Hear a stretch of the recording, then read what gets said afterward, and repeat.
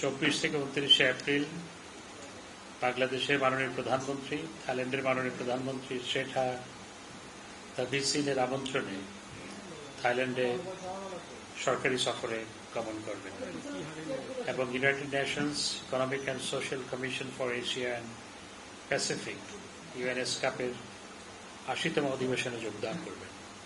মাননীয় প্রধানমন্ত্রীর নেতৃত্বে উচ্চ পর্যায়ের প্রতিনিধি দল এবং সেখানে কয়েকজন মন্ত্রী, প্রতিমন্ত্রী, উপদেষ্টা, ঊর্ধ্বতন সরকারি কর্মকর্তারা এই সফরে অন্তর্ভুক্ত আছেন।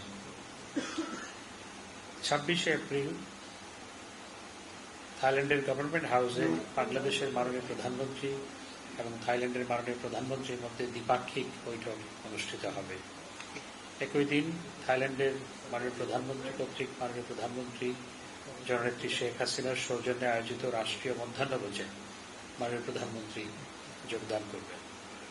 আলোচ্য সফরে মাননীয় প্রধানমন্ত্রী থাইল্যান্ডের রাজপ্রাসাদে মহামহিম রাজা মাহা গাজিরা লংকর্ন এবং থাইল্যান্ডের মহামহিমা রানী সুদিদা বজ্র সুদি বিমলা লক্ষণ সাথে সাক্ষাৎ করবেন।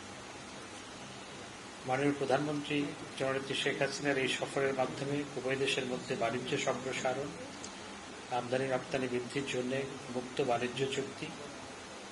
বাণিজ্য চুক্তির পর্যালোচনার পাশাপাশি অন্যান্য অভিন্ন স্বার্থ সংশ্লিষ্ট বিষয়, বিশেষত বিনিয়োগ, পর্যটন, জ্বালানি, স্থল এবং সমুদ্র সংযোগ, উন্নয়ন প্রভৃতি খাতে সহযোগিতা বর্ধিতকরণের বিষয়ে বিস্তারিত আলাপ আলোচনা হবে এবং আলাপ আলোচনার আরও সুযোগ তৈরি হবে।